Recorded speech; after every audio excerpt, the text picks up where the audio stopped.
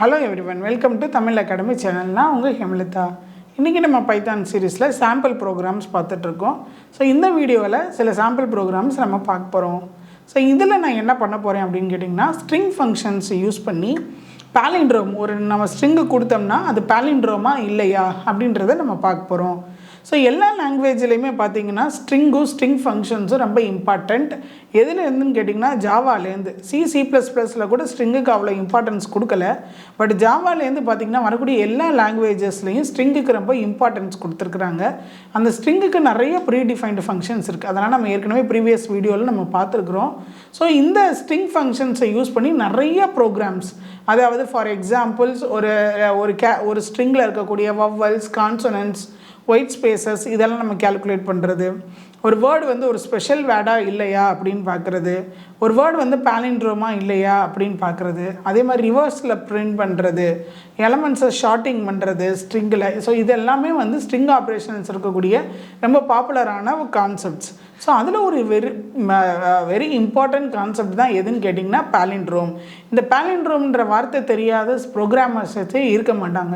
எல்லா லாங்குவேஜ்லேயுமே ஸ்ட்ரிங்ஸ் படிக்கிறவங்க எல்லோரும் இந்த பாலிண்ட்ரோம் ப்ரோக்ராம் கண்டிப்பாக வந்து படிச்சிருப்பாங்க. ஸோ அந்த பாலிண்ட்ரோம்னா என்ன அப்படின்னு கேட்டிங்கன்னா, ஒரு வேர்டு முன்னாடி இருந்து போனாலும் பின்னாடி இருந்து வந்தாலும் ஒரே மாதிரி இருந்துச்சுன்னா அதைத்தான் நம்ம என்ன சொல்கிறோன்னா பாலிண்ட்ரோம் அப்படின்னு சொல்கிறோம்.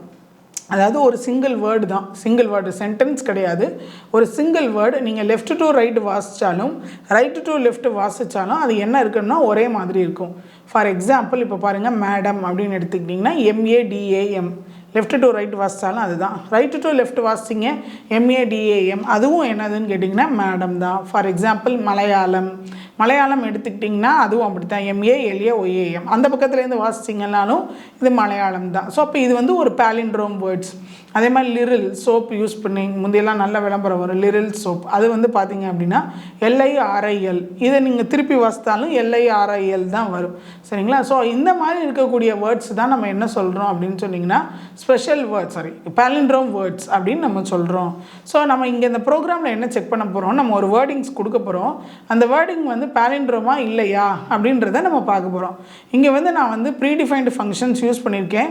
நீங்கள் ப்ரீடிஃபைன்டு ஃபங்க்ஷன்ஸ் யூஸ் பண்ணியும் பாலிண்ட்ரோம் செக் பண்ணலாம், பண்ணாமலும் நம்ம செக் பண்ணலாம். நான் இங்கே பண்ணி செக் பண்ணியிருக்கேன். ஏன்னா அப்போ தான் நமக்கு ஸ்ட்ரிங் ஃபங்க்ஷன்ஸ் என்னென்னலாம் இருக்குது, எப்படி அதை யூஸ் பண்ணலான்னு தெரியுன்றதுக்காக அந்த மாதிரி நான் செக் பண்ணியிருக்கேன். பாருங்கள், இப்போ ப்ரோக்ராமில் ஃபஸ்ட்டு MyStr இப்போ ஈக்குவல் டு ஏதோ ஒரு ஸ்ட்ரிங் வந்து நம்ம கொடுத்துருக்கோம். ஓகேவா? ஸோ இந்த ஸ்ட்ரிங்கோட வேல்யூ வந்து எங்கே இருக்குன்னு கேட்டிங்கன்னா MyStrல இருக்குது. இப்போ இங்கே பாருங்கள், AIBOHBHOBIA அப்படின்ற ஒரு இது வந்து கொடுத்துருக்கோம். சரிங்களா? இதில் வந்து கேஸ் சென்சிட்டிவாக இல்லை. இது அப்பர் கேஸ் லெட்டர்ஸும் இருக்குது, லோயர் கேஸ் லெட்டர்ஸும் இருக்குது. ஓகே, இப்போ இது வந்து நம்ம என்ன பண்ண போகிறோம், இந்த வேர்டு வந்து ஒரு பாலிண்ட்ரோமா இல்லையா அப்படின்றத நம்ம செக் பண்ண போகிறோம். ஸோ அதுக்கு ஃபஸ்ட்டு நீங்கள் என்ன செய்யணும் அப்படின்னு கேட்டிங்கன்னா, ஃபஸ்ட்டு வந்து கேஸ் ஃபோல்டு ஃபங்க்ஷனை நீங்கள் யூஸ் பண்ணுங்கள். ஸோ இந்த கேஸ் ஃபோல்டு பண்ணாதவங்க வேறு ஏதாவது லாங்குவேஜ் என்ன பண்ணிங்கன்னா 2 லோயர் கேஸ் யூஸ் பண்ணிக்கோங்க. கேஸ் ஃபோல்டு எனக்கு பண்ண தெரியலைன்னா 2 லோயர் கேஸ் பண்ணிக்கலாம். எதுக்காக அப்படின்னா, இதில் இருக்கக்கூடியது வந்து கலந்து இருக்குது பாருங்கள், அப்பர் கேஸும் இருக்குது, லோயர் கேஸும் இருக்கா. ஸோ அதை ஏதாவது ஒரு யூனிக் கேஸாக மாற்றிக்கோங்க. லோயர் கேஸ் தான் மாற்றணும்னு இல்லை, அப்பர் கேஸ் மாற்றணுன்னாலும் மாற்றிக்கோங்க. நம்ம இப்போ என்ன பண்ண போகிறோம் அப்படின்னா, நான் வந்து மாற்றாமல் கேஸ் ஃபோல்டு எதுக்கு யூஸ் ஆகும்னு கேட்டிங்கன்னா, இது வந்து கேஸ் சென்சிட்டிவாக பார்க்காது. எந்த ஸ்ட்ரிங்குக்கு நீங்கள் கேஸ் ஃபோல்டு போடுறீங்களோ அந்த ஸ்ட்ரிங்குக்கு கேஸ் சென்சிட்டிவ் பார்க்காது. கேஸ் சென்சிட்டிவ்னா என்ன, அப்பர் கேஸ் லெட்டரையும் லோயர் கேஸ் லெட்டரையும் வேறையாக எடுத்துக்கிச்சுன்னா அதைத்தான் நம்ம என்ன சொல்கிறோம் அப்படின்னா வந்து கேஸ் சென்சிட்டிவ் ஃபார்மேட் அப்படின்னு சொல்கிறோம்.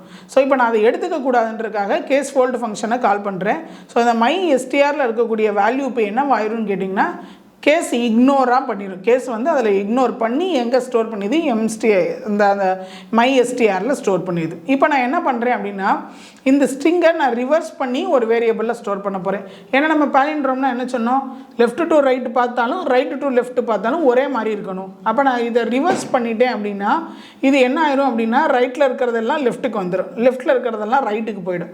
ஸோ இதுதான் வந்து ரிவர்ஸோட கான்செப்ட். லாஸ்ட் பொசிஷனில் இருக்கிறது ஃபஸ்ட்டு பொசிஷனுக்கு வந்துடும், லாஸ்ட்டுக்கு முன்னாடி உள்ளது செகண்ட் பொசிஷனில் வரும். சரிங்களா? நீங்கள் இந்த ரிவர்ஸ் ஃபங்க்ஷன் இல்லாமல் எழுதுனீங்கன்னா ஒவ்வொரு கேரக்டராக ஃபஸ்ட்டுலேருந்து கெட் பண்ணி நீங்கள் எது மூலமாக கெட் பண்ணலான்னா கேரட் ஃபங்க்ஷன் இருக்குது பார்த்தீங்களா, அது மூலமாக நீங்கள் கெட் பண்ணி வேறு ஒரு வேரியபிளில் ஸ்டோர் பண்ணிக்கிட்டே வரணும். சரிங்களா? நீங்கள் அதை வந்து கேப் விட்டுட்டு ஸ்டோர் பண்ணி வந்துக்கிட்டே இருந்தீங்கன்னா திருப்பி பார்க்கும்போது ஒரிஜினல் ஸ்ட்ரிங்கும் நீங்கள் இப்போ திருப்பி போட்ட ஸ்ட்ரிங்கும் ஒரே மாதிரி இருந்துச்சுன்னா பாலிண்ட்ரோம் அப்படின்னு சொல்லலாம். ரிவர்ஸ் ஃபங்க்ஷன் யூஸ் பண்ணாட்டி, நான் இங்கே ரிவர்ஸ் யூஸ் பண்ணதுனால என் வேலை ரொம்ப சீக்கிரமாக முடிஞ்சிருச்சு.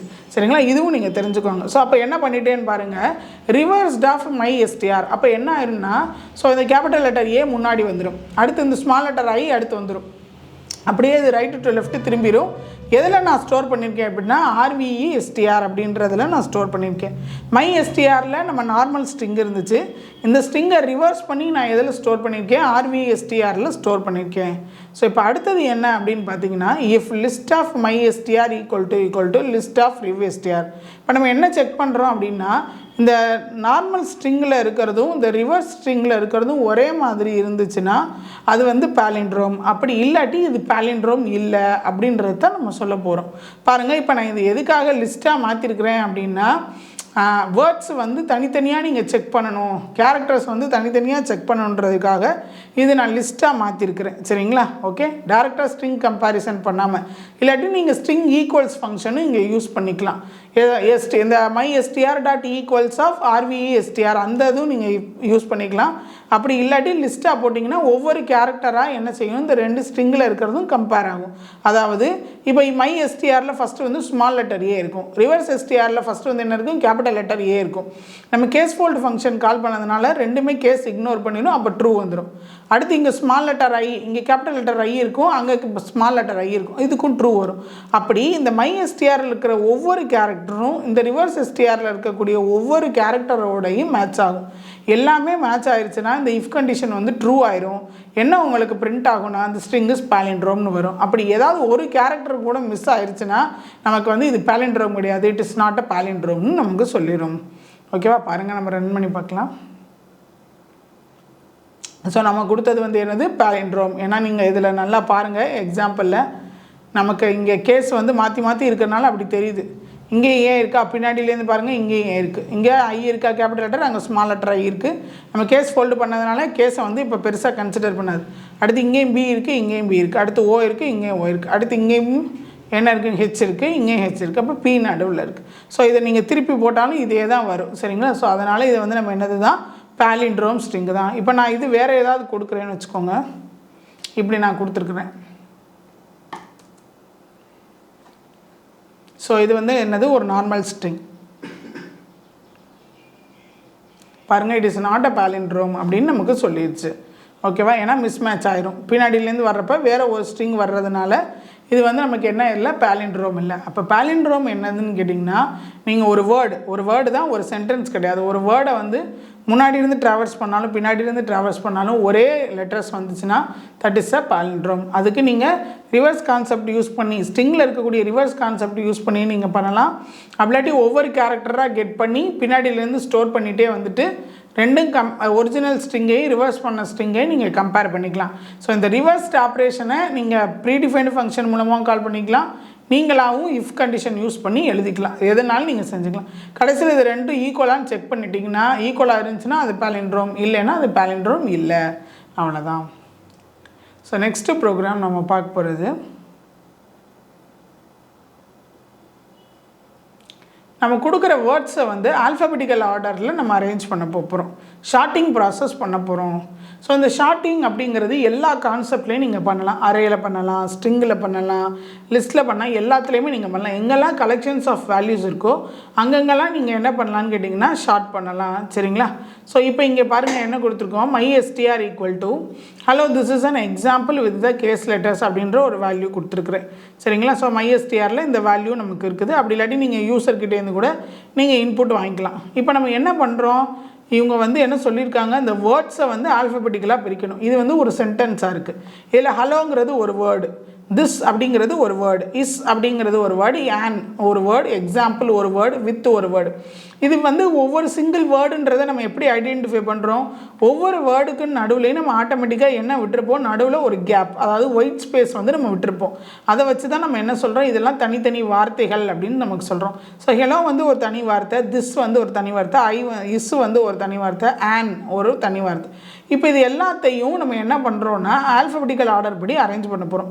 அதாவது இப்போ இந்த ஹலோ, திஸ், இஸ், ஆன் இது எல்லாத்துலேயும் வந்து பார்த்திங்கன்னா ஆன் வந்து ஃபஸ்ட்டு ஏல வரக்கூடியது, அப்போ ஆன் வந்து முன்னாடி வரணும். அடுத்து என்ன வரணும் அப்படின்னா எக்ஸாம்பிள், அதுதான் இருக்குது. அப்போ அதுக்கு அடுத்து வரணும். ஸோ இப்படி நம்ம கேஸ்ட் இருக்குது சியில் வரக்கூடியது. அதுக்கப்புறம் எக்ஸாம்பிள் இருக்குது. ஸோ இப்படி நம்ம வந்து ஆல்ஃபபெட்டிக்கல் ஆர்டர் படி இந்த வேர்ட்ஸை வந்து நான் அரேஞ்ச் பண்ண போகிறேன். சரிங்களா? அப்போ நம்ம என்ன பண்ணணும், முதல்ல வேர்ட்ஸை வந்து தனித்தனியாக பிரித்து எடுக்கணும். அதுக்கு நம்ம என்ன பண்ணியிருக்கோன்னு பாருங்கள், ஒரு லிஸ்ட்டு ஒன்று க்ரியேட் பண்ணி இந்த ஸ்ட்ரிங்கை வந்து ஸ்லைசிங் பண்ணுறோம். ஸ்லைசிங் மீன்ஸ் தனித்தனியாக பிரிக்கிறோம், துண்டு துண்டாக எடுக்கிறோம், ஒவ்வொரு வேர்டாக எடுக்கிறோம். எப்படி ஸ்ப்ளிட் பண்ணுறோம் அப்படின்னு பாருங்கள். ஃபஸ்ட்டு இதை வந்து நம்ம எல்லாமே என்னவாக மாற்றிட்டோம்னா லோயராக மாற்றிட்டோம், லோயர் கேஸாகவே மாற்றியாச்சு. மாற்றிட்டு for word in my STR, so இந்த எஸ்டிஆரில் ஸ்ப்ளிட் ஃபங்க்ஷனை கால் பண்ணேன் அப்படின்னா ஆட்டோமேட்டிக்காக எங்கெங்கெல்லாம் ஒயிட் ஸ்பேஸ் இருக்கோ இப்போ இங்கேருந்து செக் பண்ணிக்கிட்டே வரும், ஒவ்வொரு கேரக்டராக செக் பண்ணும். ஸோ இங்கே ஒயிட் ஸ்பேஸ் வந்துருச்சா, அப்போ இது வரைக்கும் ஒரு வேர்டாக கொண்டு போய் இந்த வேர்ட்ஸில் ஃபஸ்ட்டு லிஸ்ட்டில் போட்டுரும். அடுத்து THIS எடுக்கும். அடுத்து ஒயிட் ஸ்பேஸ் வர்றப்ப என்ன செஞ்சிடும் அப்படின்னா ரெண்டாவது வார்த்தையாக கொண்டு போய் இந்த லிஸ்ட்டில் ஜாயின் பண்ணிடும். அடுத்து ISஐ எடுக்கும். அடுத்து ஒயிட் ஸ்பேஸ் வருது, அப்போ இஸ்ஸை கொண்டு போய் தனி வார்த்தையாக போட்டுரும். அப்போ இந்த வேர்ட்ஸில் வந்து பார்த்தீங்கன்னா இந்த ஹெலோ தனியாக, திஸ் தனியாக, இஸ் தனியாக, இது எல்லாமே லிஸ்ட்டில் இருக்கக்கூடிய ஒரு எலமெண்ட்டாக என்ன ஆயிரும்னா ஸ்டோர் ஆயிரும். நான் உங்களுக்கு இந்த இதை வேணால் பிரிண்ட் பண்ணி காமிக்கிறேன் ஷார்ட் பண்ணுறதுக்கு முன்னாடி பாருங்கள். நம்ம லிஸ்ட்டு நம்ம படிச்சிருக்கோம் இல்லையா, அந்த லிஸ்ட்டில் எப்படி இருக்குமோ அப்படி போய் நமக்கு ஸ்டோர் ஆகிடும். ரைட், பாருங்கள். ஸோ அடுத்து நம்ம என்ன கால் பண்ணியிருக்கோம்னு கேட்டிங்கன்னா words.short. இந்த லிஸ்ட்டுக்கு நம்ம லிஸ்ட்டு ஃபங்க்ஷன்ஸ் ஆல்ரெடி படிச்சிருக்கிறோம். அந்த லிஸ்ட்டு ஃபங்க்ஷனில் வரக்கூடிய ஷார்ட் ஃபங்க்ஷனை கால் பண்ணியிருக்கேன். இது நமக்கு உள்ளுக்குள்ள அதுவாகவே இன்பில்ட் அல்காரிதம் இருக்குது. இது பபிள் ஷார்ட்டோ இல்லாட்டி இன்செஷன் ஷார்ட்டோ இல்லாட்டி செலெக்ஷன் ஷார்ட்டோ ஏதாவது யூஸ் பண்ணி என்ன பண்ணிடும்னா ஆல்ஃபபெட்டிக்கல் அரேஞ்ச் படி ஸ்டார்ட் பண்ணிடும். ஃபஸ்ட்டு கேரக்டரை வச்சு தான் முதல்ல ஐடென்டிஃபை பண்ணும், எல்லாத்தையும் மாற்றாது. ஃபஸ்ட்டு கேரக்டர்லேருந்து தான் உங்களுக்கு என்ன ஆகும், ஐடென்டிஃபை ஆகி ஷார்ட் ஆகும். ஸோ அந்த ஷார்ட்டட் வேர்ட்ஸை நம்ம என்ன செஞ்சிடறோம் அப்படின்னா ஃபார் லூப் யூஸ் பண்ணி பிரிண்ட் பண்ணிடுறேன். சரிங்களா? ஸோ வேர்ட்ஸில் இருக்கக்கூடிய ஒவ்வொரு இதாக எடுத்துகிட்டு வந்து வேர்டில் கொடுத்து நம்ம என்ன செஞ்சிடறோம், பிரிண்ட் பண்ணிடுறோம். பாருங்கள், நான் உங்களுக்கு ரன் பண்ணி காட்டுறேன். ரொம்ப ஒரு ஈஸியான ப்ரோக்ராம். பைத்தானில் வந்து உங்களுக்கு ரொம்ப கோடிங் வந்து ரொம்ப ஈஸி. பாருங்களேன், ஃபஸ்ட்டு என்ன பண்ணியிருக்கு, இது வந்து நம்ம அந்த லிஸ்ட்டை பிரிண்ட் பண்ணி காமிச்சேன் பார்த்தீங்களா. நீங்கள் கொடுத்த ஒரு சென்டென்ஸில் இருக்கிறத தனித்தனி வார்த்தையாக எடுத்து என்ன செஞ்சிச்சு, லிஸ்ட்டில் இருக்கக்கூடிய ஒவ்வொரு ஐட்டமாக போட்டுருச்சு. ஸோ லிஸ்ட்டில் இருக்கக்கூடிய ஃபஸ்ட் ஐட்டம் என்னது, ஹலோ. திஸ் வந்து செகண்ட் ஐட்டம், இஸ் வந்து தேர்ட் ஐட்டம், அண்ட் வந்து ஃபோர்த் ஐட்டம். இப்படி வந்து அப்போ வேர்ட்ஸ் ஆஃப் 0ல் ஹலோ இருக்கும், வேர்ட்ஸ் ஆஃப் 1ல் திஸ் இருக்கும், வேர்ட்ஸ் ஆஃப் 2ல் வந்து இஸ் இருக்கும். ஸோ இப்படியே இருக்குது. ஸோ இதை லிஸ்ட்டு ஃபங்க்ஷன் மூலமாக ஷார்ட் பண்ணோன்னே பாருங்கள், ஏல இருக்கக்கூடிய ஃபஸ்ட்டு லெட்டர் இது ஆன், அது வந்து என்ன ஆயிடுச்சு, உங்களுக்கு ஃபஸ்ட்டில் பிரிண்ட் ஆயிடுச்சு. அடுத்து பிக்கு எதுவும் இல்லை, சி இருக்குது. ஸோ சிக்கு கேஸ்ட்டு. அடுத்து இ எக்ஸாம்பிள். ஸோ அதுக்கப்புறம் எஃப், ஜி இல்லை, ஹெச் இருக்குது. ஸோ ஹெலோ வருது. HI இருக்குது, ஐஸ் வருது. JK இல்லை, அடுத்து எல்லோடது லெட்டர்ஸ் இருக்க வருது. ஸோ இப்படி ஃபஸ்ட்டு லெட்டரை வச்சு நம்ம என்ன செய்யுது, ஷார்ட்டிங் ப்ராசஸ் பண்ணி நமக்கு என்ன பண்ணிடுது, டிஸ்பிளே பண்ணிடுது. ஸோ அப்போ ஒரு சென்டென்ஸை நீங்கள் தனித்தனி வேர்டாக பிரிக்கணும்னா என்ன மெத்தடு நீங்கள் யூஸ் பண்ணணும், ஸ்ப்ளிட் மெத்தட் யூஸ் பண்ணணும். அதை மறந்துடாதீங்க. இதில் ப்ரீடிஃபைன்டு ஃபங்க்ஷன் ஸ்ட்ரிங்கோடது யூஸ் பண்ணியிருக்கேன். அதே மாதிரி அதை எப்படி நம்ம வந்து ஷார்ட்டிங் பண்ணுறதுன்னா அந்த சென்டென்ஸை ஒவ்வொரு தனித்தனி வேர்டாக முதல்ல ஸ்ப்ளிட் பண்ணிடுங்க. ஸ்ப்ளிட் பண்ணி எதில் கொண்டு போய் ஸ்டோர் பண்ணிடுங்க, லிஸ்ட்டில் கொண்டு போய் ஸ்டோர் பண்ணிடுங்க. ஏன்னா லிஸ்ட்டில் மட்டும்தான் சீக்வென்ஷியலாக கண்டினியூஸ் மெமரி அலோகேஷனாக உங்களுக்கு என்ன ஆகும், ஸ்டோர் ஆகும்.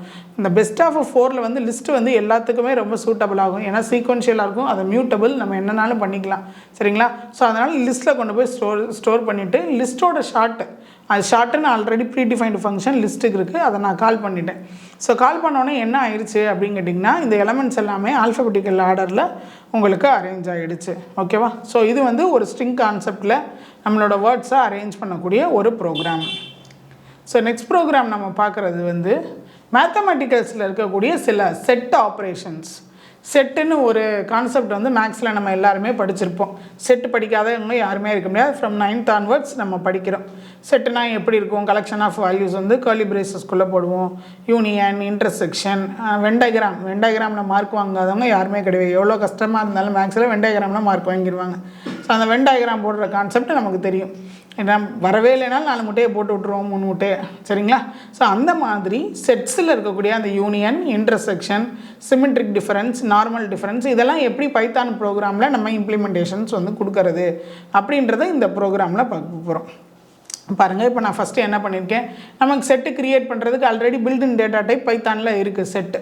ஸோ நீங்கள் இந்த கர்லி பிரேசஸ்க்குள்ளே என்ன கலெக்ஷன்ஸ் ஆஃப் வேல்யூஸ் கொடுத்தீங்கனாலுமே அது செட்டாக வந்து உங்களுக்கு டிஃபைன் ஆகும். ஸோ அப்போ ஈன்ற ஒரு செட் நேம் நம்ம கிரியேட் பண்ணி அதில் சம் கலெக்ஷன்ஸ் ஆஃப் வேல்யூஸ் நம்ம கொடுத்துருக்குறோம். அடுத்து என்னென்னு ஒரு வேரியபிள் கிரியேட் பண்ணி அதில் சம் வேல்யூஸ் வந்து நம்ம கொடுத்துருக்குறோம். சரிங்களா? ஸோ இப்போ என்ன பண்ணுறோம் பாருங்கள், ஃபஸ்ட்டு யூனியன் ஆப்ரேஷன் பண்ண போகிறோம். யூனியன்னா என்ன, ரெண்டில் இருக்கிறதையும் சேர்த்து எழுதணும். டூப்ளிகேட்ஸ் எலமெண்ட்ஸ் வந்தால் ஒரு தடவை தான் எழுதணும். அப்போ 0 1 2 3 4 6 5 6 8 எல்லாமே என்ன ஆயிரும், சேர்ந்து ஒரே இதில் வந்துடும்.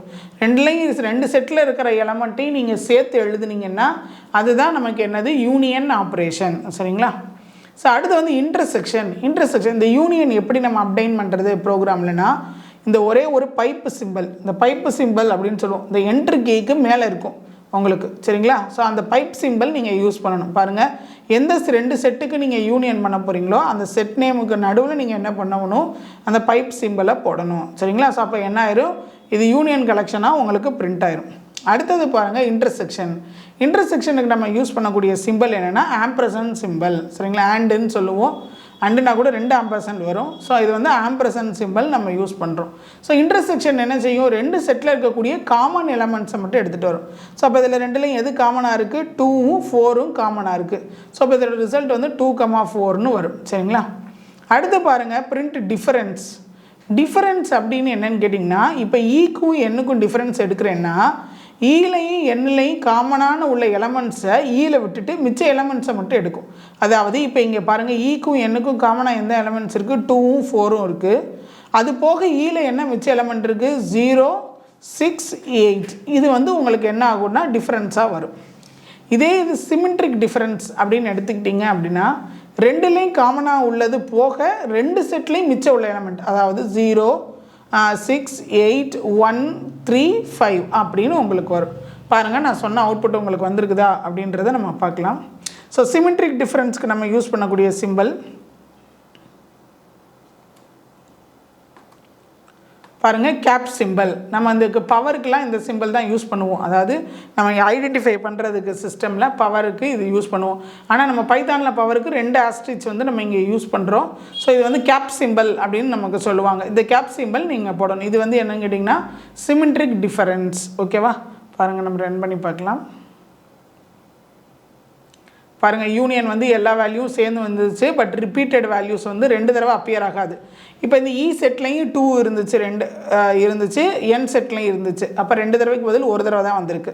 ஸோ அதே மாதிரி 4மே வந்து இ செட்லையுமே இருந்துச்சு, என் செட்லையுமே இருந்துச்சு, ஆனால் ஒரு தடவை வந்திருக்கு. டூப்ளிகேட்டை அவாய்ட் பண்ணிவிட்டு எல்லா எலமெண்ட்டையும் ஒரு தடவை அப்படியே என்ன செஞ்சிடும், டிஸ்பிளே பண்ணிச்சுன்னா அது வந்து என்ன ஃபங்க்ஷன், யூனியன் ஃபங்க்ஷன். இன்டர்செக்ஷனுங்கிறது ரெண்டுக்கும் காமனாக உள்ள எலமெண்ட்ஸ். 2,4 வந்து ஒரு காமன் எலமெண்ட். அடுத்து டிஃபரன்ஸ் வந்து பார்த்திங்கன்னா, ஈக்கும் எண்ணுக்கும் டிஃபரன்ஸ் எடுத்திங்கன்னா ரெண்டுலேயும் காமனாக உள்ளதை ஈல ஒமிட் பண்ணிவிட்டு மிச்சம் இருக்கிறத ஈல இருக்கிறத நமக்கு டிஸ்பிளே பண்ணும். சிமெட்ரிக் டிஃபரன்ஸுங்கிறது ஈலையும் எண்ணிலையும் இருக்கிற காமன் எலமெண்ட்ஸை எடுத்துகிட்டு மிச்ச எலமெண்ட்ஸ் எங்கே ஈலையும் இருக்கணும் எண்ணிலையும் இருக்கிற மிச்ச யூனிக் எலமெண்ட்ஸை நமக்கு என்ன செஞ்சிடும் கேட்டிங்கன்னா பிரிண்ட் பண்ணும். ஓகேவா? ஸோ இது வந்து என்னென்னு கேட்டிங்கன்னா சிமெட்ரிக் டிஃபரன்ஸ். ஸோ செட் ஆப்ரேஷன்ஸை எப்படி பைத்தானில் வந்து நம்ம இம்ப்ளிமெண்ட் பண்ணலான்னு பார்த்துருக்கோம். ஸோ இந்த வீடியோவில் வந்து நம்ம பார்த்திங்கன்னா பேசிக் சாம்பிள் ப்ரோக்ராம்ஸில் என்னென்ன பார்த்துருக்கோம் அப்படின்னு கேட்டிங்கன்னா, பாலிண்ட்ரோம் வந்து நம்ம எப்படி கண்டுபிடிக்கிறது, அதே மாதிரி ஒரு சென்டென்ஸில் இருக்கிற வேர்ட்ஸை நம்ம தனித்தனியாக ஸ்ப்ளிட் பண்ணி எடுத்து அதை எப்படி ஆல்ஃபபெட்டிக்கல் ஆர்டரில் நம்ம ஷார்ட் பண்ணுறது, அதே மாதிரி ஒரு செட் ஆப்ரேஷன்ஸ், செட்டில் இருக்கக்கூடிய யூனியன், டிஃபரன்சஸ், இன்டர்செக்ஷன்ஸ் இது எல்லாமே எப்படி எடுக்கிறது அப்படின்றத நம்ம பார்த்துருக்கோம். இந்த வீடியோ உங்களுக்கு பிடிச்சிருந்துச்சுன்னா லைக் பண்ணுங்கள், கமெண்ட் பண்ணுங்கள், ஷேர் பண்ணுங்கள். தேங்க்யூ.